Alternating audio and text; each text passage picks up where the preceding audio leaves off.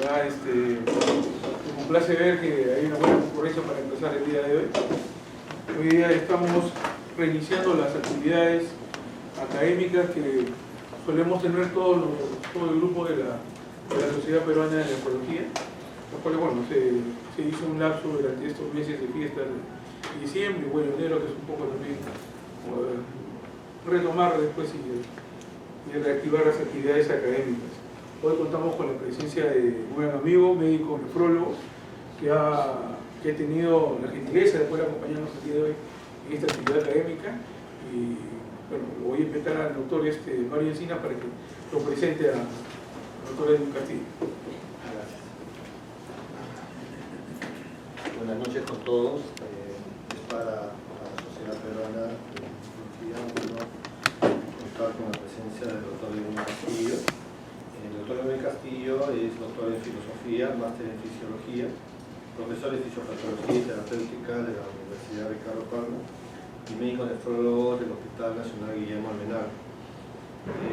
El tema que se va a desarrollar en la charla científica de hoy es acceso vascular según una visión del nefrólogo, motivo por el cual invitamos al doctor Edwin Castillo y lo recibimos con un aplauso de todos. Bienvenido.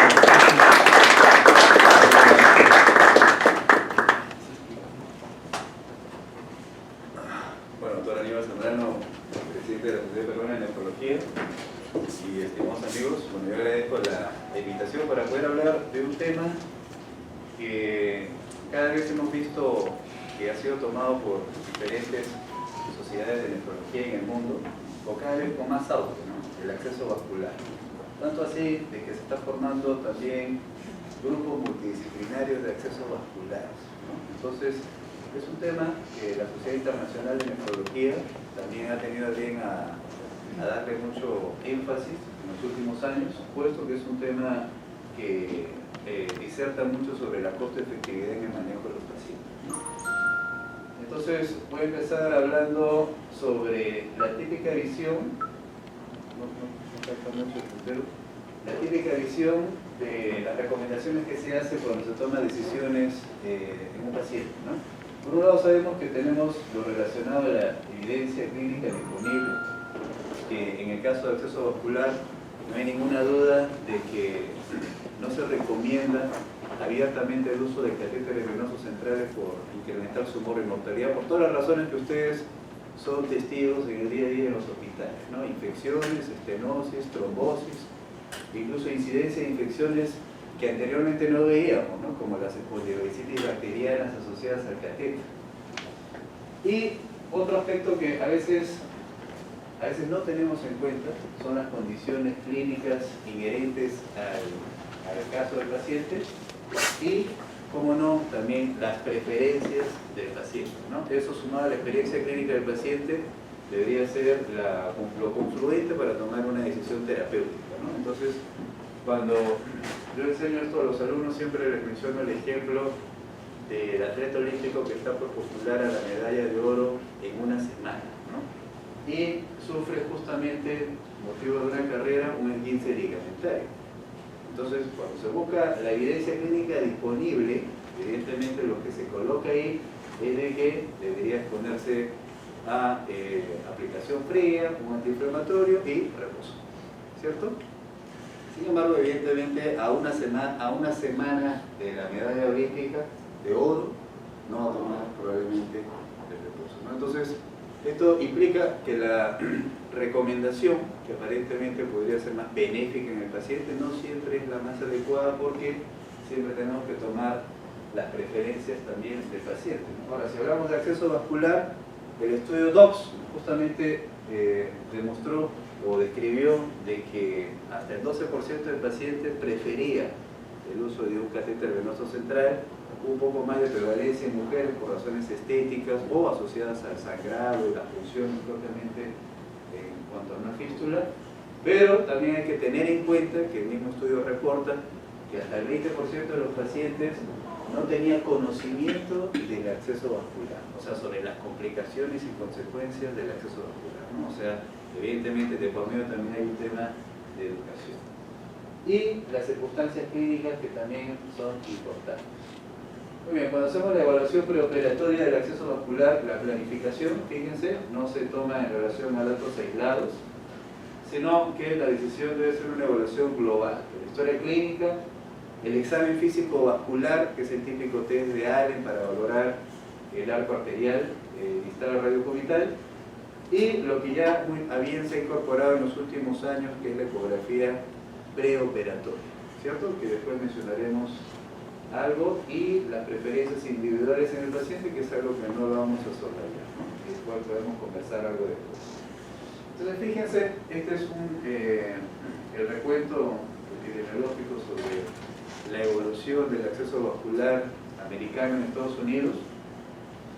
Y fíjense que aquí, justamente a partir del 2003, surge una campaña, ¿no?, que es bien conocida, que fue la de Fistula First y Catheter Last, ¿cierto? O sea, lo que preconizaba que siempre la primera elección para un acceso vascular sea la fístula arteriovenosa, lo cual fue acompañado de varias guías. Fíjense que esto empezó en el 2003, esta campaña. En el 2006 sale la guía KDOQI de acceso vascular, que recomienda como primer acceso vascular la fístula arteriovenosa nativa autóloga, y luego evidentemente siempre se han ido sumando las otras guías clínicas que también dan la misma recomendación, ¿no? Pero fíjense que esto varió, porque acá había un incremento de los catéteres que luego va reduciéndose. Las fístulas arteriovenosas que incrementan relacionado a esta campaña, ¿ya? Entonces, esta campaña ya terminó, por si acaso, ¿ya? Solamente fue, evidentemente había un monto destinado para los hospitales y para los médicos que hacían y promovían el acceso vascular también por fístula arteriovenosa. Pero es importante que justamente la guía KDOQI, aquí en el 2006, justamente promociona que hasta el 65% de pacientes debería tener una fístula arteriovenosa, ¿no? Entonces, ese era en aquel entonces lo que se preconizaba, ¿no? Y en efecto, poco a poco se fue alcanzando esos valores. Fíjense acá, tenemos un recuento hasta el 2014, y acá vemos el mismo Estados Unidos, y esto ya incluso superó lo que había preconizado años antes, ¿cierto? Alcanzando hasta el 68% de fístulas arteriovenosas. Evidentemente esto fue consecuencia de la misma campaña, ¿no?, de Fistula First y Catheter Last. Y por eso tenemos estas tasas importantes. Ahora, si comparamos en el Perú, ¿no?, si nosotros viéramos el recuento epidemiológico de Rendes en el 2016, ¿no?, que básicamente es un recuento pero en lo que respecta a salud. Fíjense que el 67% todavía cuenta con acceso vascular en diálisis a un catéter venoso central, ¿no?, lo cual todos son testigos en sus diferentes hospitales, etc. Y solamente el 24% tiene una fístula arteriovenosa, ¿no? En el hospital Almenara, ya, donde laboro, es 27% de fístula arteriovenosa. O sea, más de la mitad de los pacientes tiene un catéter venoso central de larga permanencia. Entonces, esto todavía aquí no ha variado, ¿ya? Pero evidentemente todos tienen la conciencia de que debería ser diferente, solo que la política que se establece para cambiar esto es lo que aún no ha cambiado. Ahora, si nos vamos a ver otras realidades, fíjense lo que ocurre en Japón, ya que esto era hasta el 2014, más del 90% tiene fístula arteriovenosa. Y si lo analizamos un poquito más, miren, publicado el año pasado en Japón, el 84% más el 9% de fístula protésica por injerto, o sea, suman 93% de acceso vascular no fuera de catéter, ¿ya? Incluso tienen más otros procedimientos que lo promueven los japoneses, que es la superficialización de la arteria braquial, y el catéter solo constituye el 3%. Entonces, ¿cómo logra esto Japón? ¿Cómo puede promover el acceso vascular? Bueno, una de las estrategias justamente es lo que decíamos al comienzo, que tienen grupos relacionados al acceso vascular. Por ejemplo, fíjense acá, si se empieza a analizar quiénes son los que están incorporados en el acceso vascular o quiénes crean la fístula en Japón, el 39% lo hacen los nefrólogos. En Japón el 39% lo hacen los nefrólogos. Los urólogos lo hacen un 20%, al igual que el cirujano, pero son especialistas que están relacionados al equipo de acceso vascular en diálisis.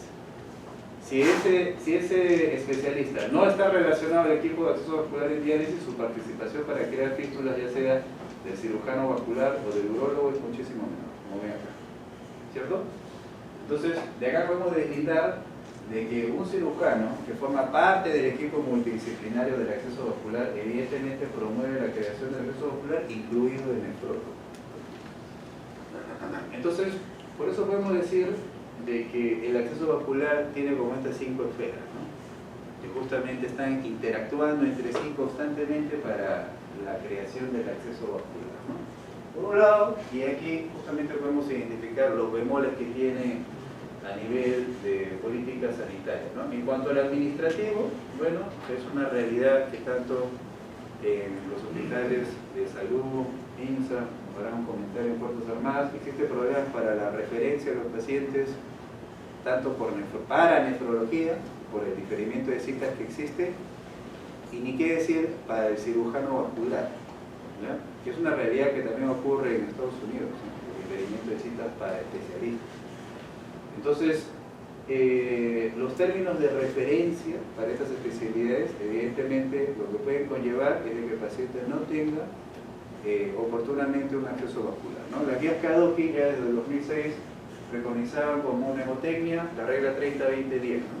Que cuando el paciente la filtración glomerular es menos de 30, hay que planificarlo, menos de 20 hay que crearlo y menos de 10-15 ingresar a terapia de sustitución. Aunque esto evidentemente en el tiempo también tiene ciertas, hay que individualizar siempre estas referencias. Pasemos un poquito al tema del nefrólogo. A ver, evidentemente lo que nosotros podemos pensar, lo cual es cierto y está corroborado, es de que un paciente que tiene una planificación adecuada y oportuna en su momento ha pasado por consulta por nefrología, ¿no? Y en efecto, fíjense de que nos enfrentamos a una realidad de que el 40% de pacientes que inician diálisis no han sido evaluados por nefrología 6 meses antes. O sea, el típico paciente que llega a emergencia en uremia y se le coloca un catéter venoso central temporal y que nunca ha sido evaluado por nefrología, ya sea porque no tuvo la cita oportuna o porque los términos de referencia no lo permitían. Pero fíjense que este dato, otro dato más importante, que de los que sí fueron evaluados por el nefrólogo, ¿ya? El 75% aún inicia la hemodiálisis por catéter venoso central. ¿Okay? Y esto es propiamente un recuento de diferentes cortes epidemiológicos en diferentes países. O sea, esta es una realidad y la vemos, ¿eh? La vemos en nuestros consultorios en nefrología. Que si bien el paciente puede ser que lo estemos valorando, muchos de ellos, aún a pesar de ello, inician por catéter venoso central, ¿no? Y solo el 20% con fístula arteriovenosa funciona, ¿no? Por ejemplo, en nuestros hospitales, que conocemos la realidad en el seguro social, que involucra tanto Sabogar, Revalía, Termenara, somos conscientes de algo, ¿no? Que no tenemos problemas para los términos de referencia con el cirujano vascular, ¿cierto? Lo cual hace que se difiera la cita y que no se cree la fístula arteriovenosa en su debido momento. No se hacen las ecografías preoperatorias en diferentes hospitales, tampoco relacionados con el cirujano vascular. Y uno de los aspectos más importantes de esto es de que el cirujano vascular pues a veces está desvinculado completamente del servicio de nefrología. Hay experiencia en algunos hospitales en la que ha habido un cirujano vascular adscrito al servicio de nefrología, pero eso es algo atípico y eso no es una experiencia compartida en ningún otro país. Pues un cirujano vascular siempre está adscrito a su servicio de cirugía cardiovascular y justamente su experiencia quirúrgica se nutre de estar realizando múltiples intervenciones quirúrgicas y aflora ahí el tema acceso vascular. Entonces, adscribir a un cirujano vascular al servicio de nefrología no hay una experiencia que demuestre que esto vaya a ser mejor, ¿no? Lo que sí se demuestra es lo que mostramos en Japón, por ejemplo, de que si el cirujano vascular trabaja en equipo con el nefrólogo, y eso ya impresiona de que no van a ser todos los cirujanos vasculares, entonces ahí cambia ya un poco la política de creación de fístulas arteriovenosa. Y esto, fíjense que está relacionado a esto último en cuanto a la residencia médica.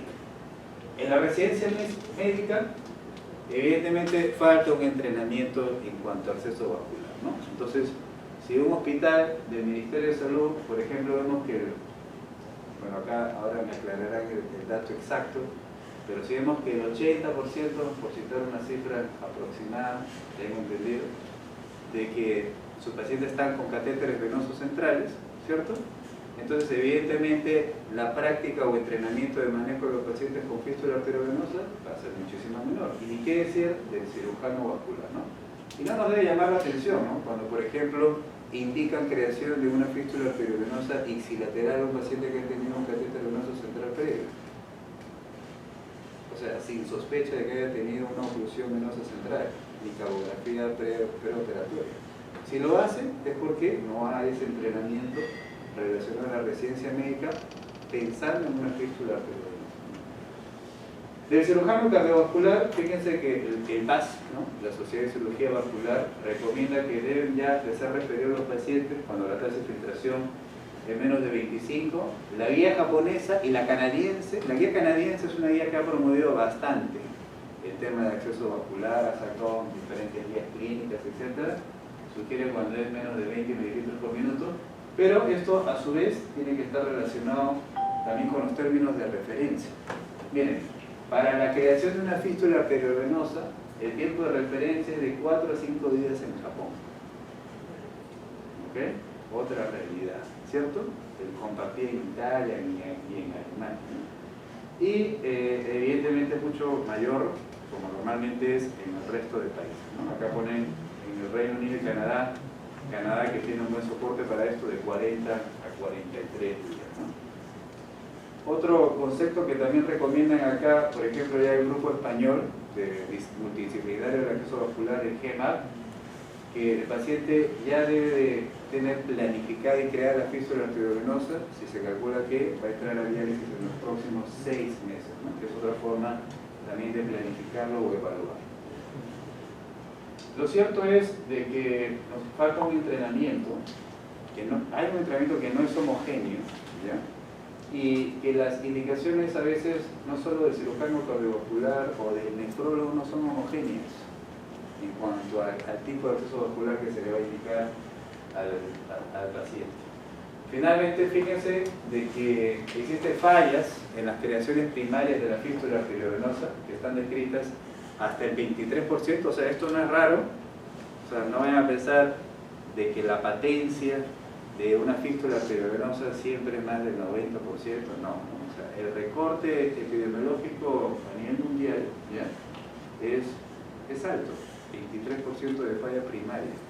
Claro que esto va a variar según los reportes unicéntricos, ¿no? Porque evidentemente si lo comparamos con el reporte japonés que tiene gente vinculada propiamente al acceso vascular, evidentemente su tasa será muchísimo mayor, pero el promedio es 23%.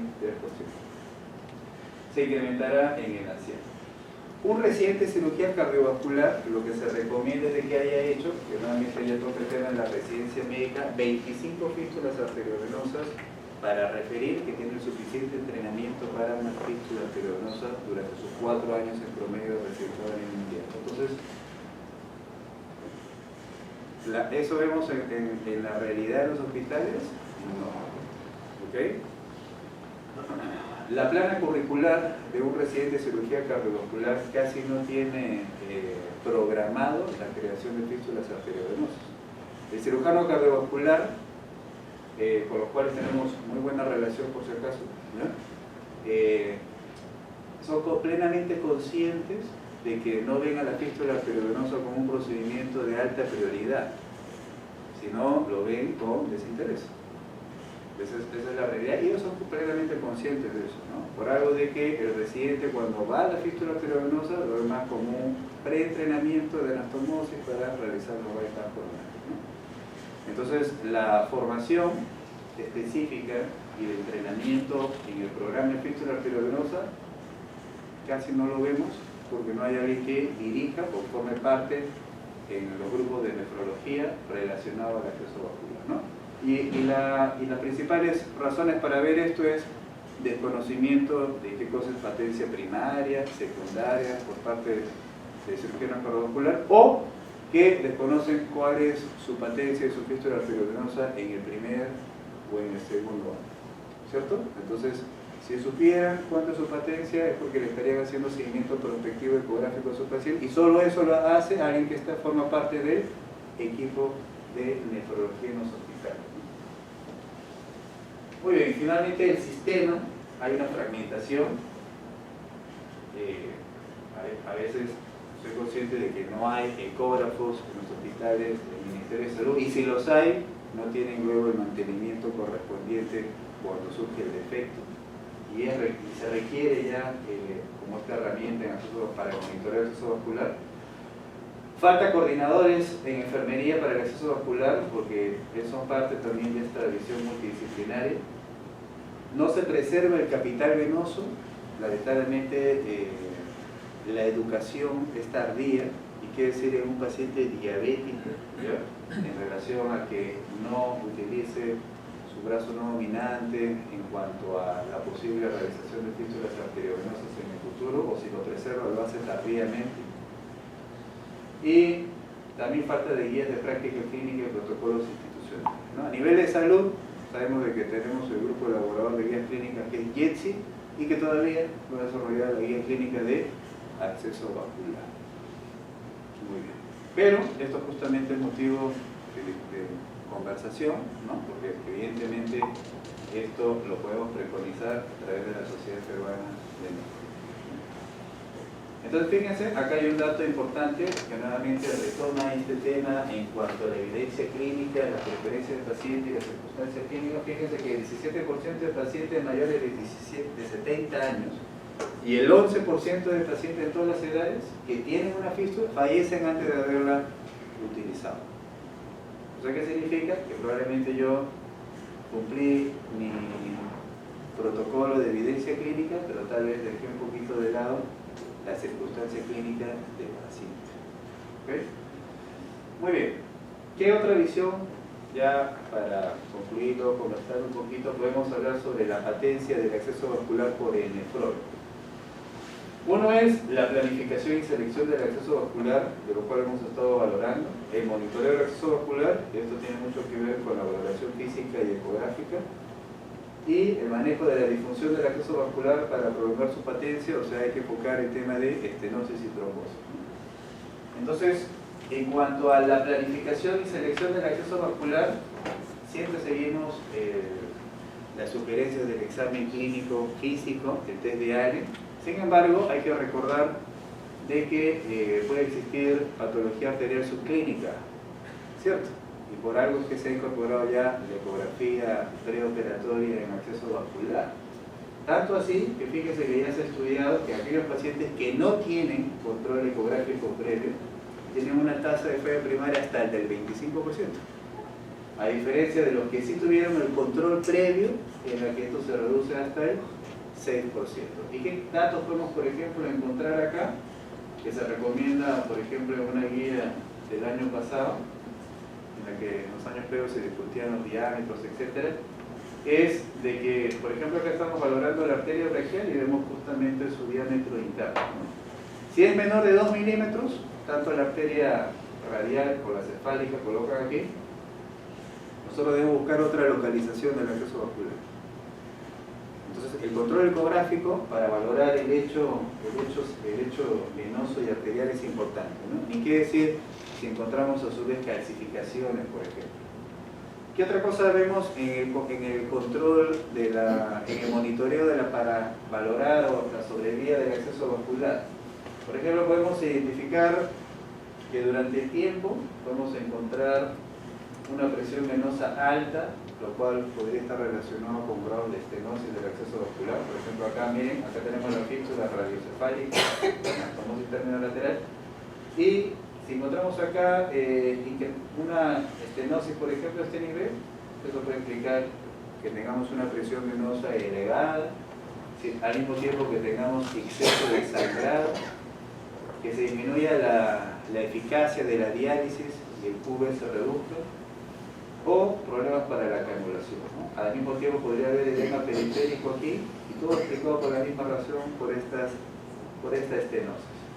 Tenemos que hacer también se puede hacer técnicas porque puede recircular fruto de la estenosis, y esto lo está trabajando muy bien el grupo del Centro Nacional de Salud Renal, que hace vigilancia primaria y secundaria a los pacientes con fístula arteriovenosa, y el monitoreo, que siempre evidentemente incluye el examen físico. Entonces, para el examen físico, solamente recordar que si yo tengo una sospecha de estenosis, bueno, ustedes ya saben que más de la mitad de los pacientes etiológicamente es una anastomosis, como lo ven acá, es una estenosis yuxtaanastomosis, ¿cierto? O sea, cercano al lecho venoso de drenaje posterior a la fístula arteriovenosa, como ven acá. Aquí se encuentra más de la mitad. Si yo sigo el recorrido venoso de la vena cefálica, puedo encontrar acá otro tipo de estenosis más proximal, que está clasificada como tipo 2, o tipo 3, si ya está cerca de unión con la vena subclavian. Y si es central, simplemente ya pasa a otra terminología de estenosis venosa central. Por otro lado, fíjense que la estenosis también podría ser arterial y también comprometer la debilidad de la fístula y su patencia. Como vemos acá, hay una placa aterosclerótica, bueno, a fin de cuentas una estenosis del lecho arterial, y que también puede comprometer el flujo a nivel de la fístula arteriovenosa, ¿no? Todos estos hallazgos clínicos que estamos mencionando acá, por lo general, se identifican cuando la estenosis supera más del 50%. Y el examen físico, que también se sugiere como parte del monitoreo para mantener la patencia del acceso vascular, básicamente lo podemos ver acá, ¿no? Dos tipos de estenosis, inflow o outflow, ¿no? Inflow es esta de acá, por ejemplo, en la que propiamente estaba mencionando la arteria, en este caso la arteria radial, que propiamente se va a unir a la fístula arteriovenosa. Entonces ahí se describe el test de aumento. Entonces, ¿en qué consiste el test de aumento? Por ejemplo, si yo colapso acá el lecho venoso proximal a la fístula, lo lógico, que es lo que yo esperaría si tuviera todo el lecho arterial normal, si ya no va a drenar por la fístula, es que se incremente el pulso, ¿cierto? Entonces se incrementaría el pulso distal a la fístula arteriovenosa. Sin embargo, si el paciente tiene una estenosis aquí, lo lógico que va a hacer si yo colapso esto, es que ya no se va a dar dicha incremento, ¿cierto? Entonces hay una disminución o decremento del test de aumento en una estenosis inflow. Y en el caso de una estenosis outflow, o sea, obviamente como podemos ver acá en la estenosis yuxtaanastomótica o en esta de acá, que es la de tipo 2, si yo elevo el brazo, lo lógico, ¿qué cosa es? De que se reduzca el riesgo arterial, ¿cierto? Así que uno tiende hacia el colapso a nivel del lecho distal. Sin embargo, si yo tengo acá el flujo venoso ocluido por una estenosis que supere el 50%, ya no se va a apreciar dicho examen de test de elevación del brazo. Entonces, acá se ha estipulado también el manejo de estas estenosis.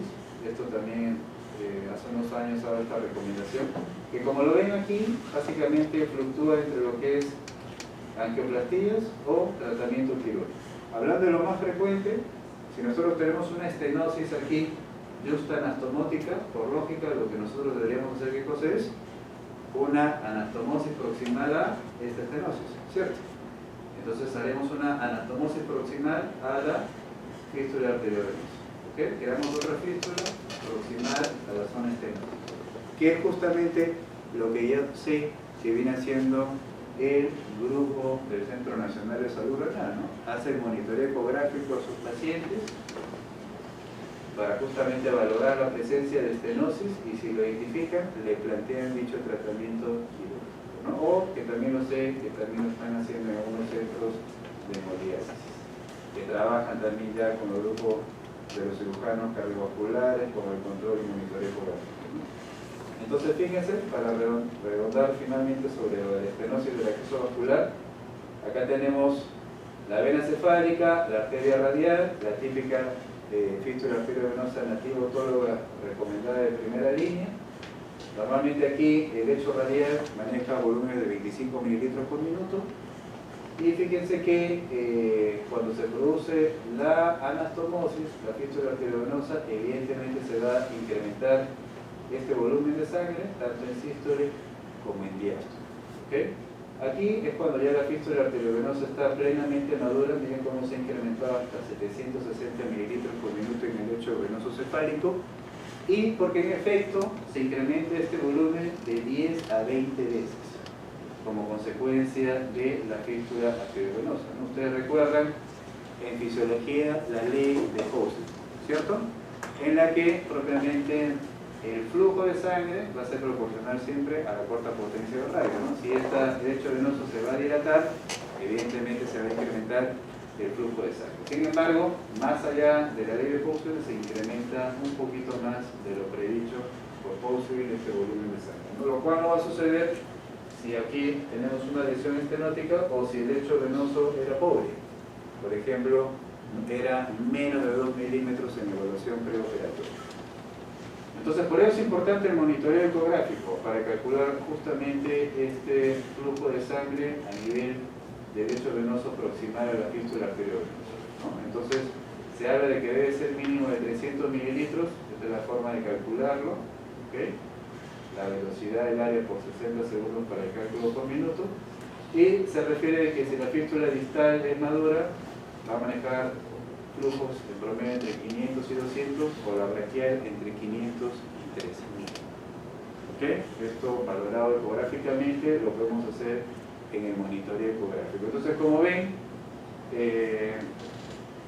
se precisa ¿ya? De una valoración multidisciplinaria, ¿ya? El nefrólogo también actualmente se está entrenando en técnicas de ecografía, y como no, en algún momento puede hacer también las fístulas arteriovenosas, lo cual no significa que el cirujano cardiovascular no va a participar, siempre va a participar, porque si no se perdería la noción del equipo multidisciplinario en nefrología y en el tema de acceso vascular. Pero ya hay experiencias de esto, ¿no? Hay experiencias, ¿no? En Venezuela, por ejemplo, se creó también un grupo de acceso vascular dirigido por el doctor Octavio Salgado, en la que, y promovido por el ISN, ¿no? Que justamente promovía el entrenamiento, ¿no? Tanto en nefrología como en cirujanos cardiovasculares para la creación de fístulas arteriovenosa, pero por un equipo que propiamente se dedica a esto, ¿no? Entonces, hay cosas que tenemos que ir modificando, ¿ya? Que ya dependen también de las políticas que nosotros vayamos a tomar, pero una de las estrategias justamente es esa, formar equipos. Muy bien.